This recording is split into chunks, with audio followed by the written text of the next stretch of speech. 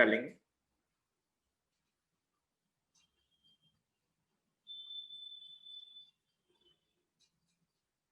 Determination of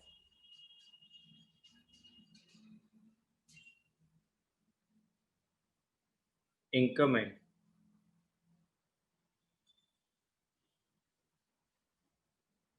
employment.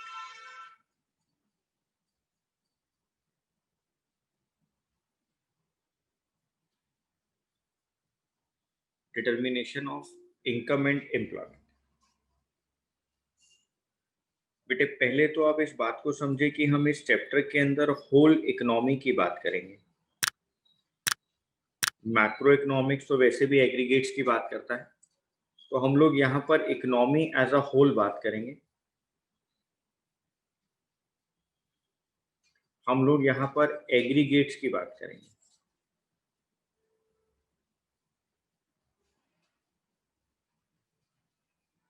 बेटे पूरा chapter आपका determination of income and employment basically दो इंपॉर्टेंट कॉन्सेप्ट्स के ऊपर बेस करता है। उन दोनों इंपॉर्टेंट कॉन्सेप्ट्स का नाम है बेटे aggregate demand and aggregate supply. मैं यहाँ लिखवा देता हूँ। Theory of income and employment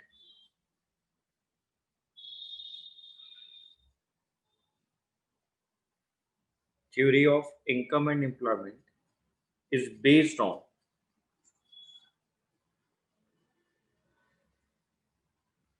the concept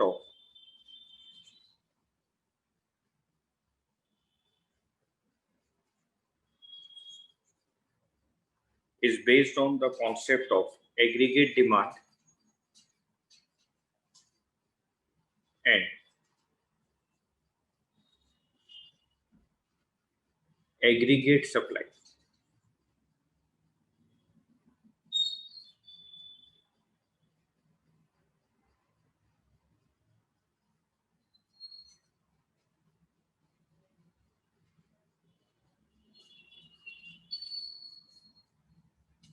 Theory of income and employment is based on the concept of aggregate demand and aggregate supply. दो इंपॉर्टेंट कॉन्सेप्ट हमारे पास एग्रीगेट डिमांड और aggregate supply, उसी के बेसिस के ऊपर बेटे ये चैप्टर आपका कोरिलेट करेगा। इनकम एंड एम्प्लॉयमेंट की थ्योरी हम लोग एग्रीगेट डिमांड और एग्रीगेट सप्लाई की हेल्प से ही बनाएंगे। अब सर हम लोग फर्स्ट पॉइंट में स्टार्ट करेंगे। बच्चे साथ साथ स्टार्ट करेंगे मेरे। Aggregate demand.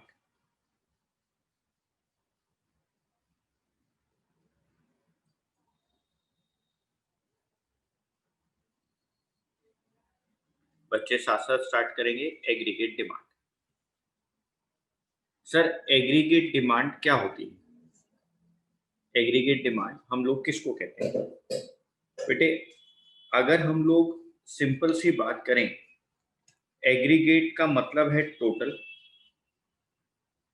इकोनॉमी के अंदर गुड्स एंड सर्विसेज की टोटल डिमांड एग्रीगेट डिमांड। बेटे किसी भी इकोनॉमी के अंदर जो टोटल डिमांड है गुड्स एंड सर्विसेज की लेकर ड्यूरिंग अ फिस्कल ईयर या फाइनेंशियल ईयर, बेटे उसको एग्रीगेट डिमांड कहा जा रहा है। आप जो वैल्यू पैसा खर्च कर रहे हैं, बेटे मैंने कहा कि मैंने टोटल एक्सपेंडिचर किया on all goods and services, सब लोगों ने मिलकर जो टोटल खर्चा कर रहे हैं बेटे गुड्स एंड सर्विसेज के ऊपर, तो जो पैसा हम लोग खर्च कर रहे हैं गुड्स एंड सर्विसेज को खरीदने के अंदर, वही हमारे लिए एग्रीगेट डिमांड है बेटे। तो aggregate demand is the value of total expenditure, जो आप टोटल पैसा खर्च कर रहे हैं, टोटल एक्सपेंडिचर कर रहे हैं on all goods and services, सारी गुड्स एंड सर्विसेज को खरीदने के लिए in an economy during a fiscal year. तो बेटे अगर मान लेते हैं कि आपकी इकोनॉमी है, आप इस इकोनॉमी में सब लोग मिलकर पैसा खर्च कर रहे हैं बेटे, टोटल एक्सपेंडिचर हो रहा है। सर इन सब लोगों में कौन कौन आएगा, मैं बेटे अभी उसकी बात ही नहीं कर रहा। मैं तो भी बात ही नहीं कर रहा कि सब लोगों के अंदर कौन कौन आएगा, वो तो मैं बाद में बताऊंगा कि इसके अंदर कौन कौन लोग इंक्लूड होंगे। लेकिन बस आप ये मान लो कि इस इकोनॉमी के अंदर हम सब लोग मिलकर, अभी हम सब में कौन कौन इंक्लूड है वो हम बात करेंगे। हम सब लोग मिलकर बेटे जो टोटल गुड्स एंड सर्विसेज की डिमांड कर रहे हैं, जो टोटल गुड्स एंड सर्विसेज को खरीदने के लिए पैसा खर्च कर रहे हैं, उसको एग्रीगेट डिमांड कहा जाता है। अच्छा सर, तो अभी तक की जो मैंने आपको लाइन बोली है, जो अभी तक मैंने बोला है, सिर्फ मैं उसके बारे में लिखता हूं। Aggregate demand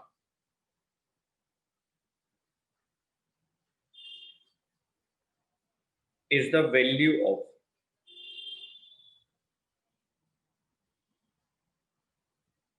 total expenditure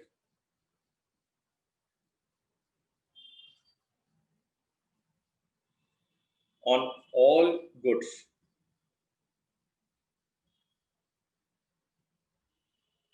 and services.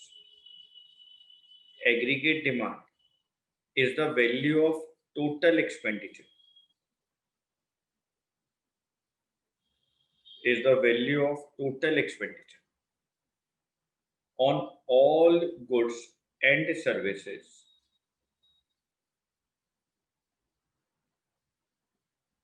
on all goods and services. Aggregate demand is the value of total expenditure. Total expenditure जो आप खर्च कर रहे हैं, टोटल एक्सपेंडिचर जो आप कर रहे हैं on all goods and services, सारी गुड्स एंड सर्विसेज के ऊपर, in an economy, in an economy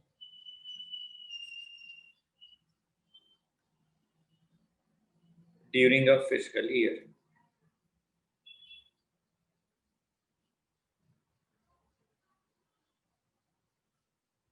during a fiscal year.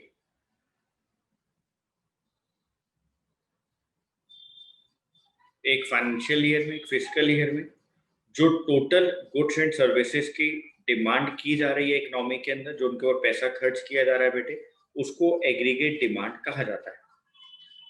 यानी सर हम इस बात को भी कह सकते हैं कि जो एग्रीगेट डिमांड है इकोनॉमी के अंदर, वो डिपेंड करती है लेवल ऑफ आउटपुट के ऊपर। क्योंकि बेटे देखो, जितना एम्प्लॉयमेंट लेवल होगा, जो लेवल ऑफ एम्प्लॉयमेंट होगा, जितना ज्यादा लेवल ऑफ एम्प्लॉयमेंट होगा उतना ज्यादा लोगों के पास पैसा होगा, वो उतना ज्यादा पैसा खर्च करेंगे, और जितना ज्यादा वो पैसा खर्च कर रहे हैं इसका मतलब डिमांड ज्यादा हो रही है। लेकिन आपकी इकोनॉमी के अंदर अगर लेवल ऑफ एम्प्लॉयमेंट, रोजगार की दर, लेवल ऑफ एम्प्लॉयमेंट अगर कम है बेटे, तो इसका मतलब लोगों के पास पैसा कम है। अगर उनके पास एम्प्लॉयमेंट ही नहीं है तो उनके पास पैसा कहाँ से आएगा बेटे? जब उनकी इनकम कम है तो बेटे वो खर्च क्या करेंगे? कम पैसे ही खर्च करेंगे। अगर वो एक्सपेंडिचर ही कम कर रहे हैं, इसका मतलब इकोनॉमी के अंदर गुड्स एंड सर्विसेज की डिमांड हो ही नहीं रही। तो सर ये बात तो बिल्कुल साफ साफ समझ में आ रही है कि एग्रीगेट डिमांड इकोनॉमी की डिपेंड करती है लेवल ऑफ एम्प्लॉयमेंट के ऊपर, कि आपकी इकोनॉमी के अंदर लेवल ऑफ एम्प्लॉयमेंट क्या चल रहा है। आप यहां लिख सकते हैं aggregate demand of the economy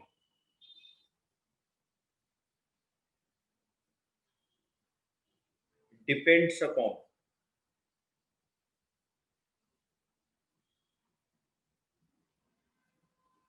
the level of employment.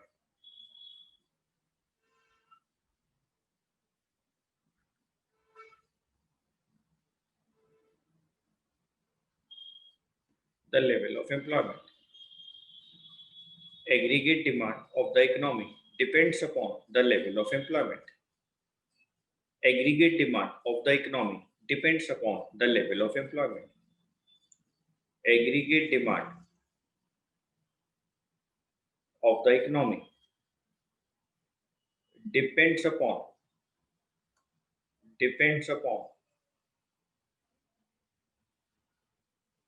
the level of employment.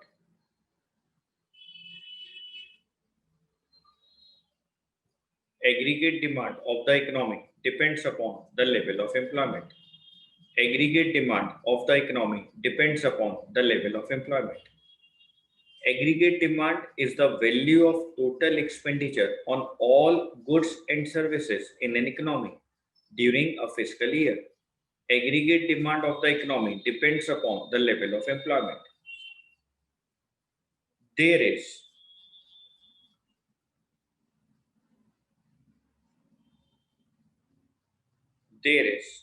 direct or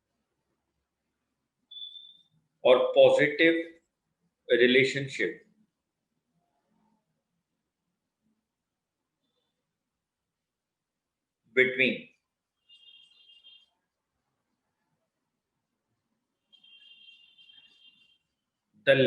between the level of employment.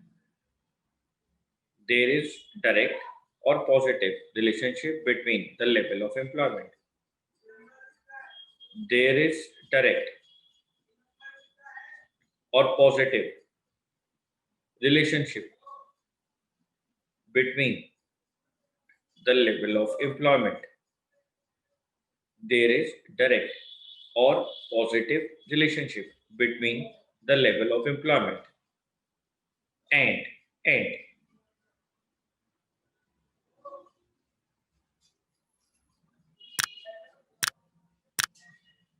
and the aggregate demand.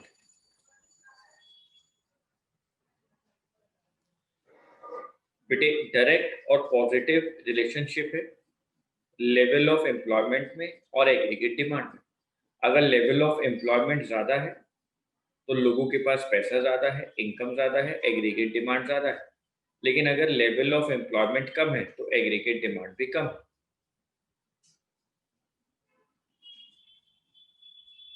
मैं उसी बात को यहाँ नीचे लिख पा रहा हूं. It signifies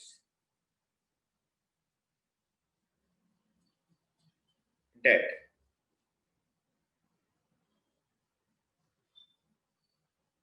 aggregate expenditure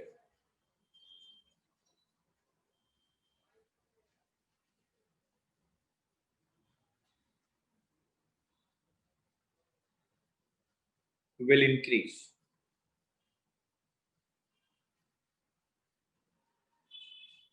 with rise in the level of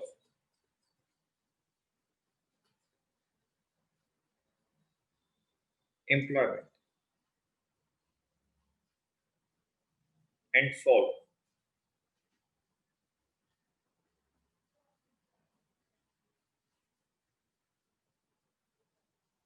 with the decline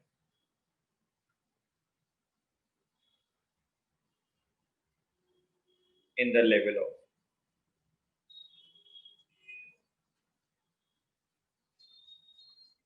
employment. It signifies that aggregate expenditure will increase with rise in the level of employment. Aggregate expenditure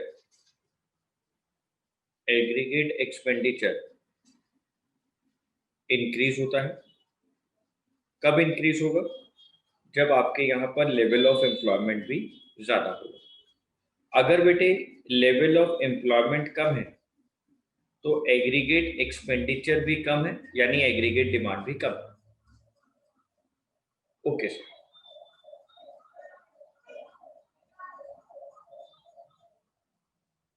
aggregate demand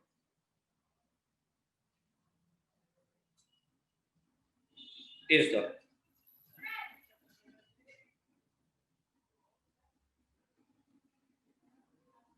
summation of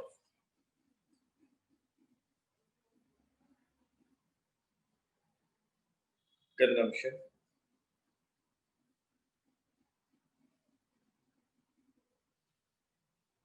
and investment. Is the summation of consumption and investment. बेटे हम लोग to sector economy की बात कर रहे हैं. हम लोग टू सेक्टर इकोनॉमी की बात कर रहे हैं. इसलिए मैं आपको कह रहा हूं कि aggregate demand is equal to consumption plus investment.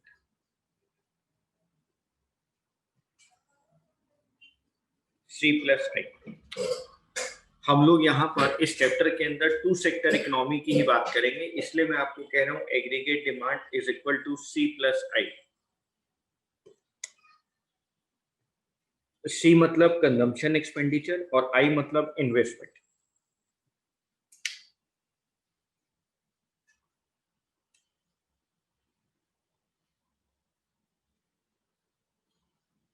This AD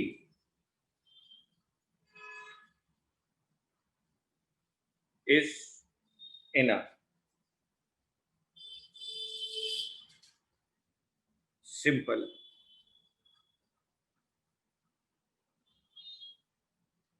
two sector economy.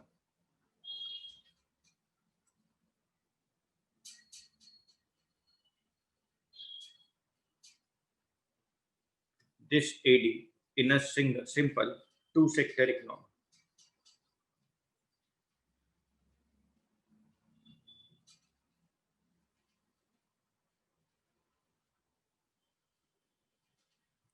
This AD is in a simple two sector economy. AD is equal to C plus I. Sir C का क्या मतलब है बेटे? C का मतलब है consumption expenditure, जो आप कंजम्पशन कर रहे हैं, और I का मतलब है इन्वेस्टमेंट।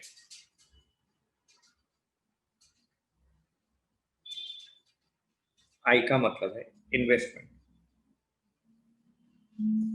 अभी हम लोग इसके ऊपर बहुत चर्चा करने वाले हैं, इन्वेस्टमेंट को भी अलग से पढ़ने वाले हैं, कंजम्पशन एक्सपेंडिचर को भी अलग से पढ़ने वाले हैं। अभी तो सिर्फ हम लोग एडी के दो कंपोनेंट आपको लिखवा रहे हैं, कंजम्पशन और इन्वेस्टमेंट। अभी इन दोनों कंपोनेंट के ऊपर हमें पूरा पूरा चैप्टर पढ़ना है।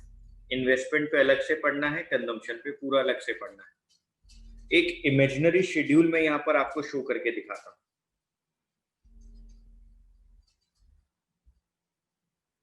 एक इमेजिनरी शेड्यूल में यहाँ पर शो करता हूँ।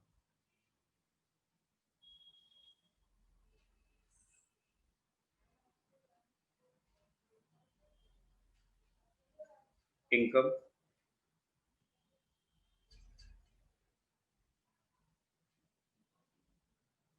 कंजम्पशन,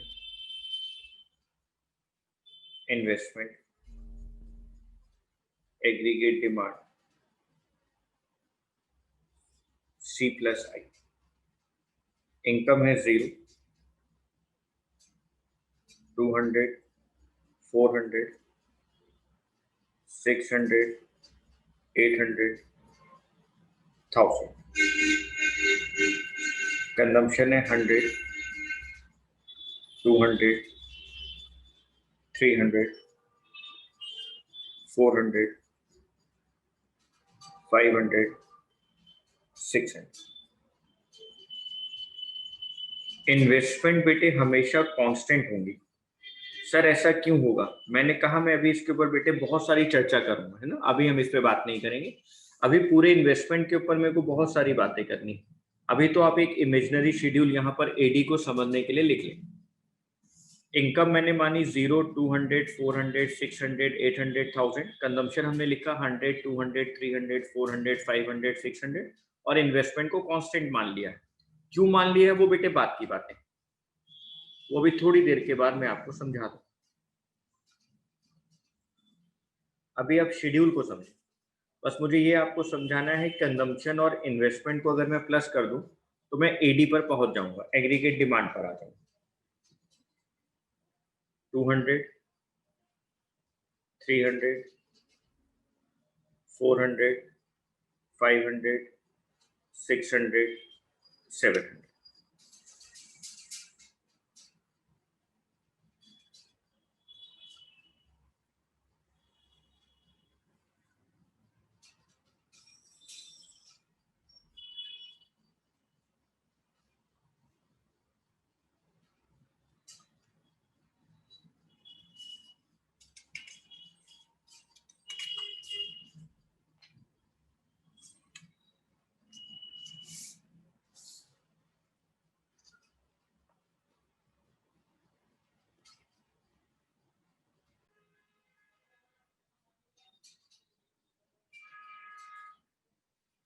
जो हमने शेड्यूल बनाया बेटे, अगर हम उसको ग्राफ पर प्लॉट करें,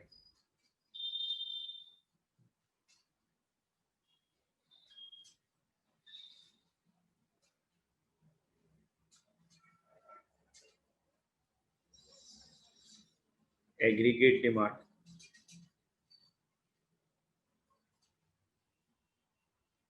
इनकम,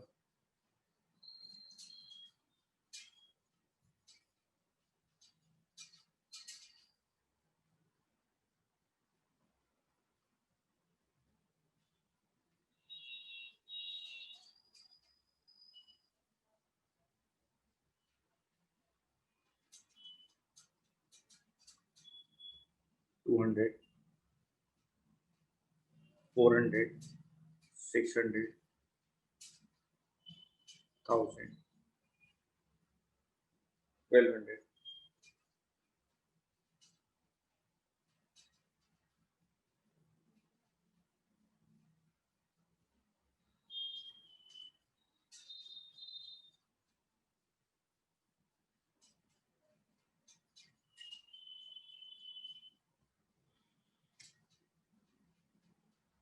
अगर आप लोग अपनी इनकम के साथ एग्रीगेट डिमांड को बेटे मैच करें, तो जीरो इनकम पर एग्रीगेट डिमांड 200 है, जीरो इनकम पर भी डिमांड हो रही। सर ये कैसी बात हुई बेटे, बताएंगे। मैं कह रहा हूँ अभी तो मैं आपको सिर्फ एग्रीगेट डिमांड को सम करवाकर ग्राफ बनवा रहा हूँ, इमेजिनरी शेड्यूल बनवाया। अभी तो हमें बहुत सारी बात करनी है ना, अभी तो आप समझते जाओ। जीरो पे एडी 200 है बेटे, 200 के ऊपर 300, 400 के ऊपर 400 है,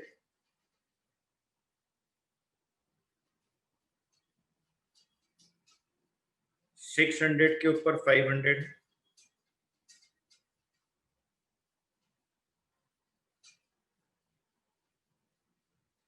800 के ऊपर 600 है,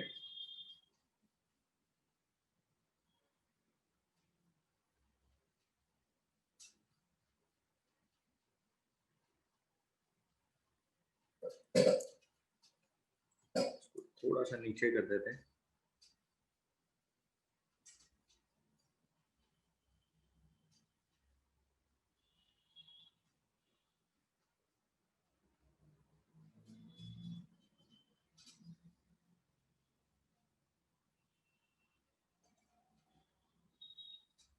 थाउजेंड पे 700 है,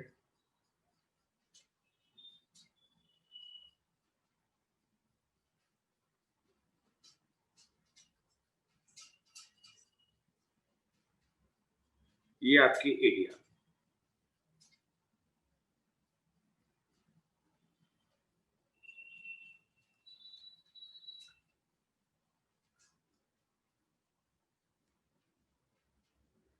ये आपकी एरिया।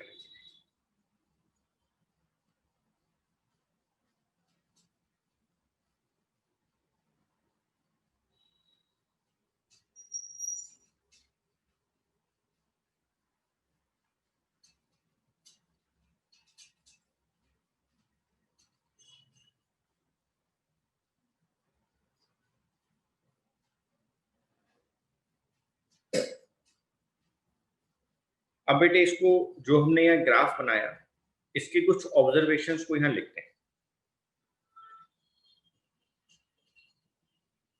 इस ग्राफ में हमने क्या क्या बातों को ऑब्जर्व किया।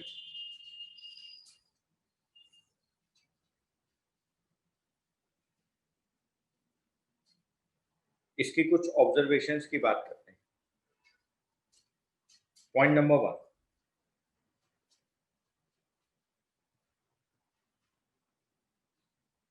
when income is zero,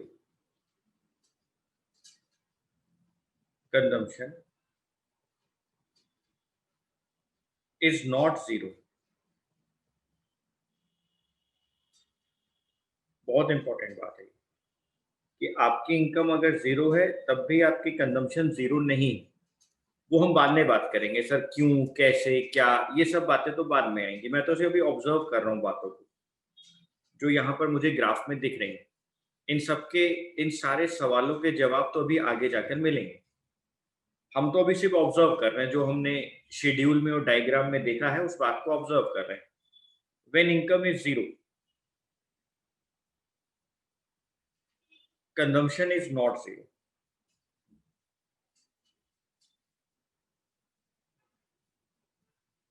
this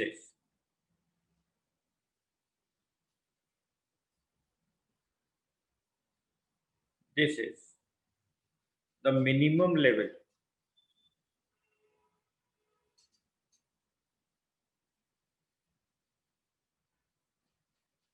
of consumption.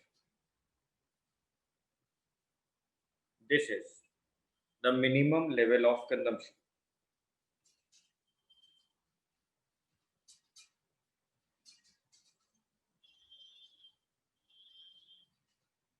In an economy. Sir ये क्या होता है? बेटे मैं तो कह ही नहीं रहा ना अभी कुछ, मैं तो आपको कह ही नहीं रहा अभी कुछ कि आप इन सब बातों को देखें। मैं तो कह रहा हूँ सिर्फ अभी आप एक बार नोट करें। इन सारी बातों पे तो अभी हमें बहुत चर्चा करनी, बस हम इस बात को देख लें कि जब हमारी इनकम जीरो है तब भी हमारी कंजम्पशन जीरो नहीं है, और इसको minimum level of consumption economy का कहा जाता है। क्यों कहा जाता है, क्यों इसका नाम रखा गया है, वो सारी बातें भी आगे जाकर देखें। This is also known as, इसका एक और नाम है, या this is termed as, minimum level of consumption को एक और नाम से पुकारा जाता है, termed as autonomous consumption.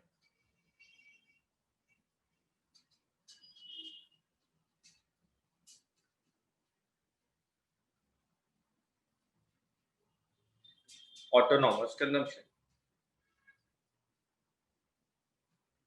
because some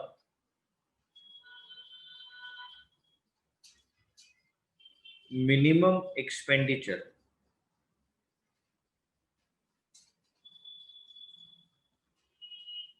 is always essential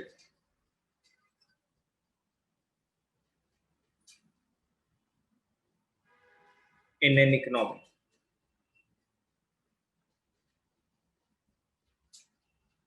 वो ये कह रहा है कि एक मिनिमम एक्सपेंडिचर तो इकोनॉमी के अंदर हमेशा चाहिए, चाहे भले ही आपकी इनकम जीरो हो। तो sir zero level of income पे कैसे खर्च कर लेंगे? बेटे पास्ट सेविंग से खर्च करें, जो हमने पहले पैसा जोड़ा हुआ है वहां से बेटे खर्च करेंगे। हम पास्ट सेविंग से पैसा निकालेंगे अपने। Okay sir.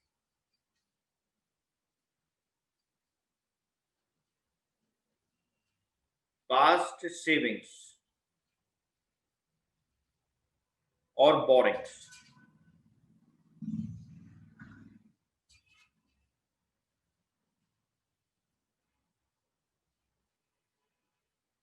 may be the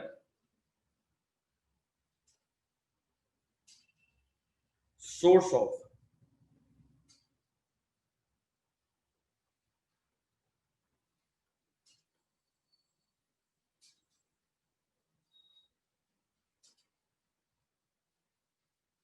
such consumption expenditure।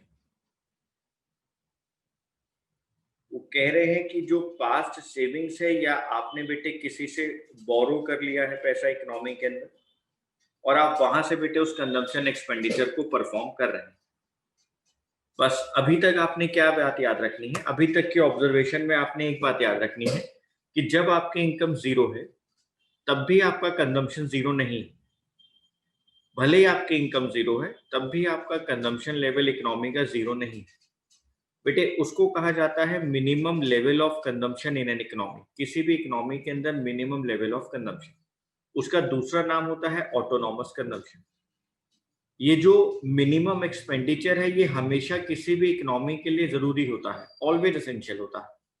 अब इस मिनिमम एक्सपेंडिचर को करने के लिए पैसा चाहिए, इनकम चाहिए, वो कहां से आएगा? या तो पास्ट सेविंग से आएगा या बोरिंग से आएगा, इस कंजम्पशन एक्सपेंडिचर को परफॉर्म करने के लिए।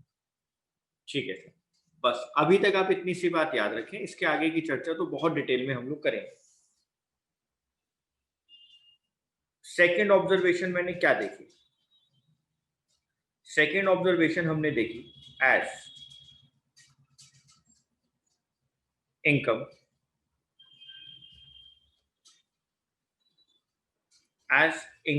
increases,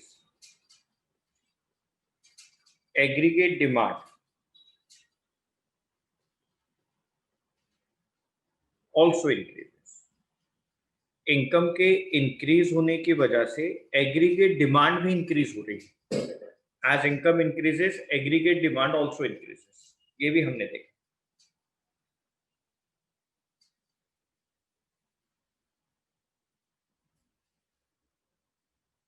एक और इंपॉर्टेंट ऑब्जर्वेशन हमने यहां पर देखी. वो क्या थी? ध्यान से देखना एक बार शेड्यूल. मेरी इनकम 200 से इंक्रीज हो रही है. 200, 400, 600, 800, 1000. लेकिन मेरी एग्रीगेट डिमांड इनकम के कंपैरिजन में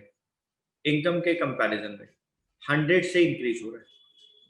यानी एक टेंडेंसी यहां पर दिखाई देती है कि जब हम लोगों की इनकम इंक्रीज होती है तो हमारी एग्रीगेट डिमांड, कंजम्पशन एक्सपेंडिचर भले इंक्रीज होता है लेकिन हमारी सेविंग्स ज्यादा इंक्रीज होने लगती हैं. हमारी इनकम इंक्रीज होने के साथ साथ हमारी सेविंग्स ज्यादा इंक्रीज होने लगती हैं. हम लोग सेविंग्स पे ज्यादा ध्यान देने लगते हैं. कंजम्पशन इंक्रीज करते हैं लेकिन उसका परसेंटेज उतना नहीं होता जितना परसेंटेज से इनकम इंक्रीज हो रही होती. जी सर. एक ये ऑब्जर्वेशन और लिखते हैं. Add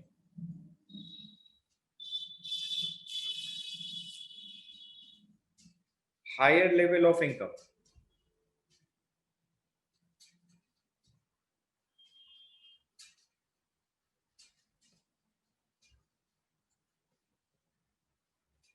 expenditure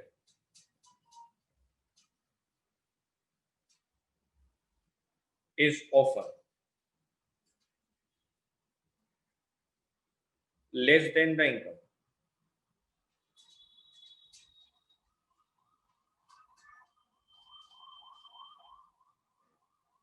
because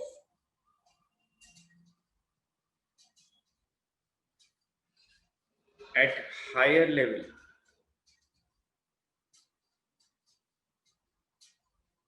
at higher levels of income people are able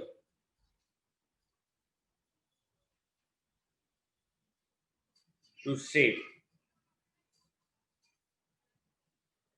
a part of their income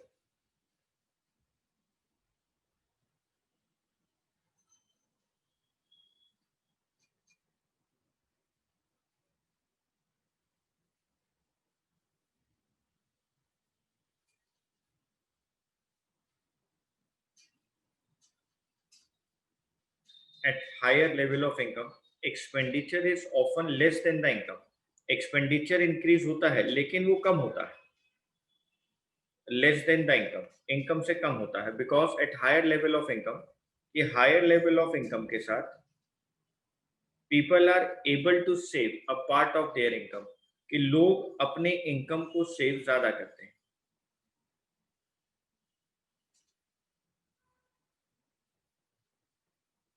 save a part of their income. बेटे देखो हमने यहाँ पर आपको क्या लिखवाया था. Aggregate demand is the value of total expenditure. Aggregate demand value होती है टोटल एक्सपेंडिचर की on all goods and services in an economy during a fiscal year. आप फिस्कल ईयर के अंदर जो टोटल पैसा खर्च करते हो ऑल गुड्स एंड सर्विसेज के ऊपर. मैंने आपसे कहा था कि ये लोग कौन है जो पैसा खर्च कर रहे हैं. ये सब कौन है बेटे? ये कौन है जो पैसा खर्च करते हैं? हम उसकी बात करेंगे कि ये सारे लोग कौन होते हैं बेटे जो एक इकोनॉमी के अंदर गुड्स एंड सर्विसेज को लेने के लिए पैसा खर्च कर रहे हैं.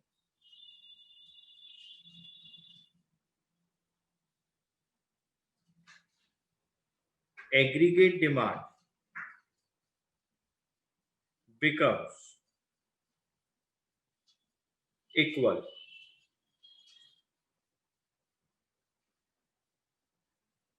to the amount of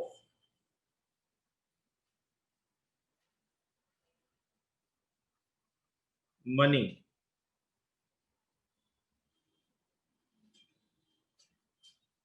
which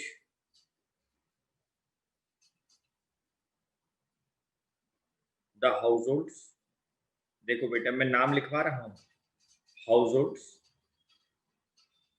firms and government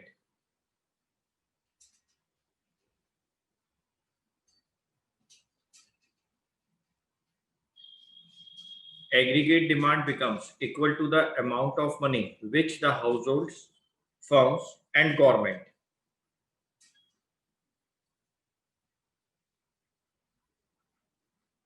are willing to spend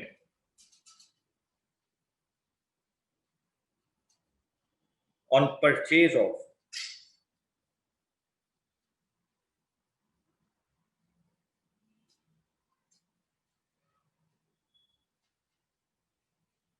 goods and services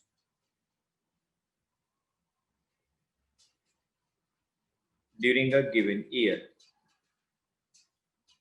या during a given period. मैंने आपको नाम बताया बेटे, households, firms, government are willing to spend on purchase of goods and services during a given period.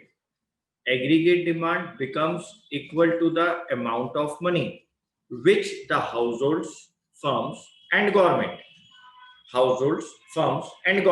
are willing to spend on purchase of goods and services during a given period.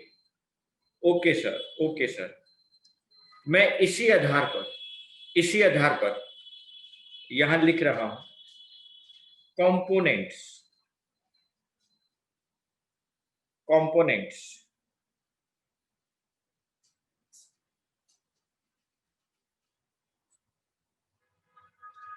of aggregate demand. Components of aggregate demand. Aggregate demand के components की बात हो रही है.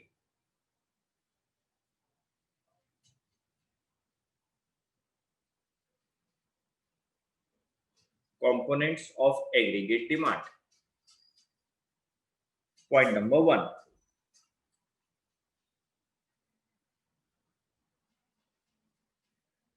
Private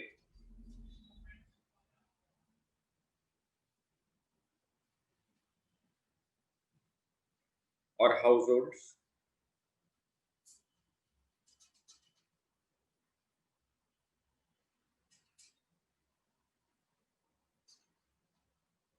consumption expenditure.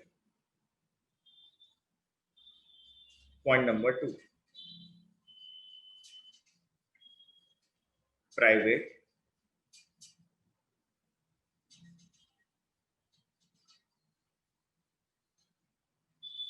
investment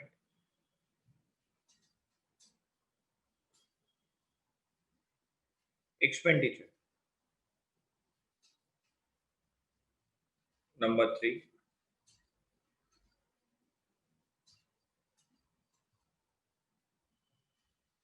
Government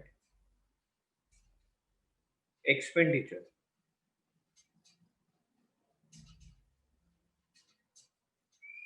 Point number 4.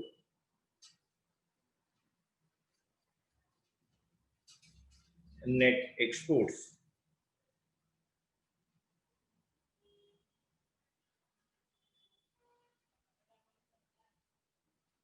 Exports minus imports. Thus, aggregate demand is equal to C plus I plus G plus X minus M या NX, net exports. Components of aggregate demand: consumption expenditure, investment expenditure, government का खर्चा जो government expenditure कर रही है, या बच्चों net exports.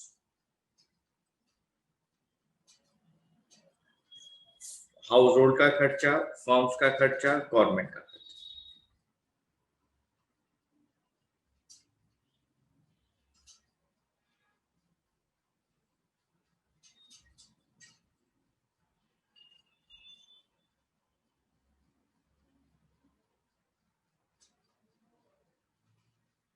Components of aggregate demand.